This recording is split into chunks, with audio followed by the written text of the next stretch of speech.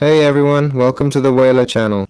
Today I'll show you how to move to a new house in The Sims 4.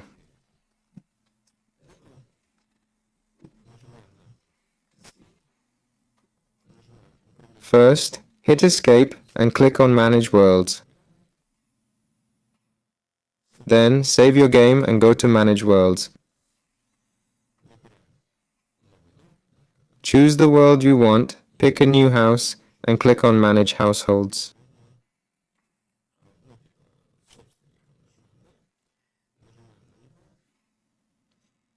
Select your sim, click Move Household and choose the desired house.